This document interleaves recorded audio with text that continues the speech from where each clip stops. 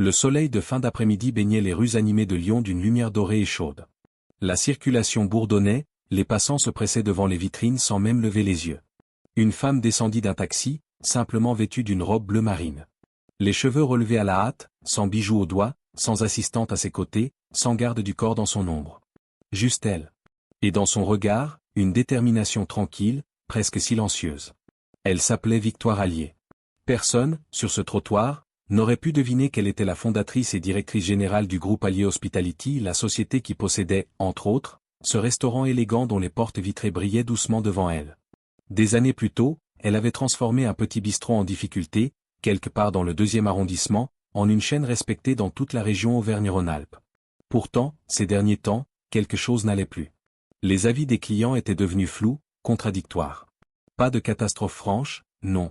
Plutôt une gêne diffuse, un manque difficile à nommer, impossible à lire dans un tableau Excel. Victoire avait donc pris une décision que ses associés auraient jugée excentrique, elle allait se rendre sur place. Seule. Anonymement.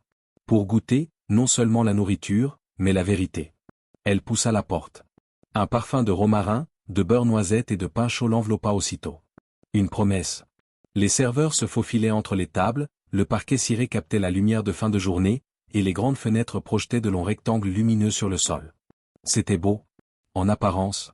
Une hôtesse l'accueillit avec un sourire de façade, le genre de sourire qu'on pose sur son visage comme on met un masque, et lui demanda si elle avait une réservation. Victoire secoua la tête avec douceur. On lui annonça une attente de 30 minutes. Elle acquiesça, et s'écarta sans protester. C'est alors qu'un homme d'affaires entra, costume impeccable, montre au poignet. Il n'attendit pas 30 secondes. L'hôtesse se transforma instantanément, sourire, rire, politesse exagérée. Une table lui fut attribuée sans délai, sous les yeux de Victoire qui observait, immobile, appuyée contre le mur. Elle ressentit une première pointe de déception. Mais elle garda son calme. 30 minutes plus tard, on la conduisit à une table exiguë, coincée tout au fond de la salle, juste devant les portes de la cuisine. Le cliquetis des assiettes, le brouhaha des voix, les allers-retours des commis, tout ça l'accompagnait comme une bande-son indigeste. Elle s'assit, et commença à observer. Une jeune serveuse, elle ne devait pas avoir plus de 22 ans, traversait la salle les mains légèrement tremblantes, s'excusant auprès d'un couple pour une commande en retard. La gêne sur son visage était sincère. La pression, visible. Le gérant, lui, se tenait près du bar, les yeux vissés sur son téléphone. Il ne levait la tête que lorsqu'une table importante entrait. Victoire commanda le poulet aux herbes et au citron. La recette signature. Celle qu'elle avait perfectionnée, des années auparavant, dans la minuscule cuisine de son studio lyonnais, à force d'essais et de nuits tardives. Elle remercia la jeune serveuse avec un sourire sincère. La surprise qu'elle lut sur le visage de la jeune femme, juste pour une simple politesse, lui serra le cœur. Le temps passa. La salle se remplit. La lumière déclina doucement derrière les vitres. Des plats arrivèrent aux tables voisines dont les clients avaient commandé après elle. Elle attendit, patiente, les yeux grands ouverts. Un serveur essuya une table à la hâte, laissant des miettes éparpillées sur celle d'à côté. Un enfant fit tomber sa fourchette. Personne ne s'en aperçut, jusqu'à ce que sa mère se baisse elle-même pour la ramasser. Enfin, l'assiette de Victoire arriva. La présentation était soignée. Presque irréprochable. Mais au premier contact, son visage trahit ce que ses mots ne dirent pas, le poulet était tiède. La sauce, beaucoup trop salée. Les légumes, trop cuits, vidés de leur texture, de leur couleur. Elle prit une lente inspiration. Ce n'était pas de la colère qu'elle ressentit. C'était de la tristesse. La tristesse de voir quelque chose qu'elle avait construit avec amour se laisser glisser vers la médiocrité ordinaire. Elle jeta un coup d'œil vers les portes de la cuisine entr'ouvertes. Et c'est là qu'elle le remarqua. Un homme d'un certain âge, cheveux poivre et sel, vêtu d'un uniforme gris d'entretien, poussait prudemment un seau et une serpillière le long du couloir latéral. Son dos était légèrement courbé, les années, peut-être. Mais son regard, lui, était vif. Attentif. Présent. Il se déplaçait discrètement, presque imperceptiblement. Et pourtant, contrairement à tous les autres, il voyait les clients. Lorsque la jeune serveuse stressée faillit le percuter en sortant en trompe de la cuisine, il ne recula pas brusquement. Il stabilisa le plateau qu'elle portait avec une grâce naturelle, presque instinctive, et lui murmura quelques mots à l'oreille. Des mots que Victoire n'entendit pas, mais dont elle vit l'effet. La jeune femme sourit pour la première fois de l'après-midi. Victoire ne le quitta pas des yeux. Il finit de nettoyer le couloir, puis s'approcha légèrement de sa table. Il remarqua l'assiette à peine touchée. Leurs regards se croisèrent une fraction de seconde, avant qu'ils ne baissent les yeux respectueusement, prêts à s'éloigner. Il s'arrêta. hésita, se retourna. Et d'une voix basse, mais d'une fermeté tranquille, il prononça 3 mots simples qui traversèrent le brouhaha du restaurant comme une lame fine et propre. Ce n'est pas normal. Victoire releva les yeux brusquement. Pas surprise par une accusation. Surprise par quelque chose qu'elle n'avait pas entendu depuis longtemps dans cet établissement, de l'inquiétude sincère. L'homme désigna l'assiette d'un geste discret, les yeux baissés, comme pour ne pas l'importuner. Je vous ai vu attendre plus longtemps que les autres. Et le poulet, il ne devrait jamais quitter la cuisine comme ça. Les clients méritent mieux. Cet endroit a été fondé sur l'exigence, pas sur la facilité. Victoire resta immobile un instant. Comment pouvez-vous savoir sur quoi il a été fondé? Demanda-t-elle doucement. Il leva les yeux. Parce que j'y travaille depuis le premier mois. Depuis l'ouverture. Je me souviens de l'époque où la propriétaire goûtait elle-même chaque sauce en cuisine. Où elle s'asseyait avec les clients pour prendre des nouvelles de leur famille. Où les employés étaient fiers d'être là, plutôt que sous pression. Victoire sentit quelque chose se briser silencieusement dans sa poitrine. Il parlait d'elle. De ses débuts qu'elle portait comme un trésor, et qu'elle craignait de voir se noyer dans les bilans trimestriels et les réunions de direction. « Comment vous appelez-vous » murmura-t-elle. « Daniel. »« Juste le concierge » dit-il avec un léger sourire. « Mais quelqu'un doit bien garder les sols propres et les standards encore plus propres. » La gorge de Victoire se serra. Le restaurant continuait de bourdonner, indifférent à tout. La lumière du dehors, plus douce maintenant, projetait une teinte ambrée sur les murs. Elle repoussa légèrement son assiette. « Daniel, qu'est-ce qui a changé, selon vous ?» Il jeta un bref coup d'œil en direction du gérant, toujours accoudé au bar, l'œil sur l'écran.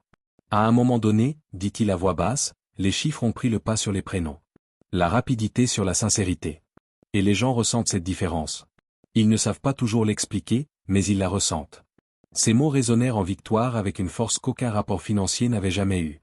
Elle se leva lentement, posa quelques billets sur la table, et demanda. « Croyez-vous que cet endroit pourrait retrouver ce qu'il était ?»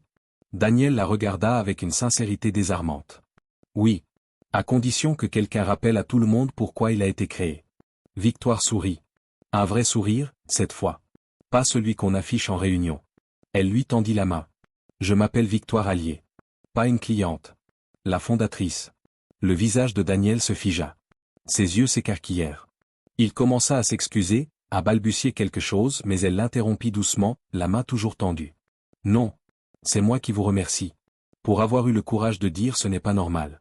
Pour avoir préservé l'âme de cet endroit quand d'autres l'avaient oublié. » Le gérant, qui avait assisté à la scène depuis le bar, s'approcha rapidement, décontenancé, cherchant ses mots.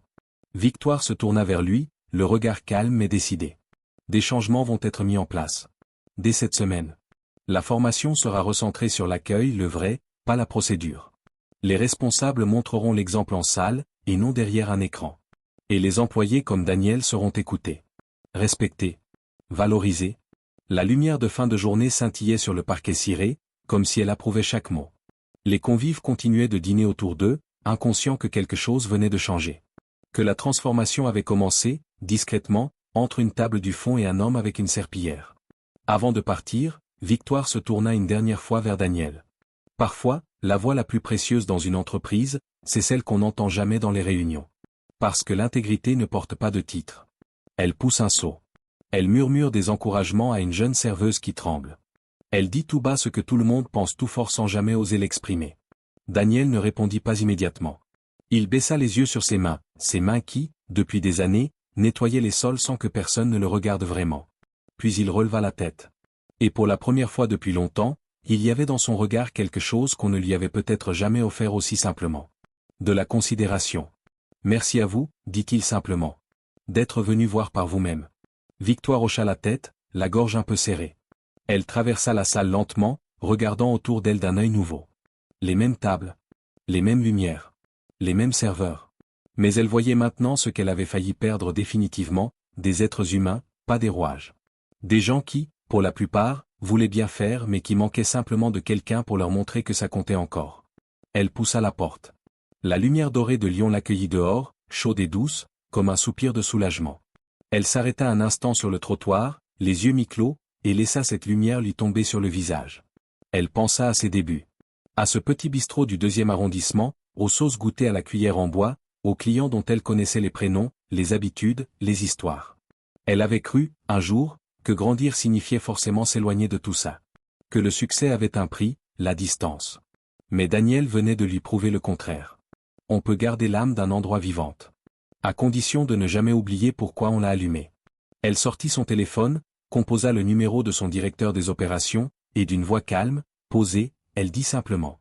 On a besoin de se parler. Pas de chiffres. De sens. Elle raccrocha avant même qu'il ait pu répondre. Et tandis qu'elle remontait dans un taxi, la ville de Lyon continuait de tourner, indifférente et belle. Mais quelque chose, dans ce restaurant, avait déjà commencé à changer. Discrètement. Silencieusement. Comme le font toujours les vraies transformations, non pas dans les discours, mais dans les actes. Non pas dans les salles de conseil, mais dans les couloirs que personne ne regarde. Daniel reprit sa serpillière. Et pour la première fois depuis longtemps, il la poussa avec un sourire. Cette histoire vous a peut-être rappelé quelqu'un. Un collègue discret. Un employé invisible. Quelqu'un qui fait son travail sans bruit, sans reconnaissance, mais avec une conscience que peu de gens autour de lui possèdent. Si c'est le cas, partagez cette vidéo avec lui. Parce que parfois, la meilleure façon de dire merci, c'est simplement de montrer qu'on a vu. Likez cette vidéo si elle vous a touché, abonnez-vous à la chaîne pour retrouver chaque jour des histoires qui nous rappellent ce que l'humanité a de meilleur, et à la prochaine histoire.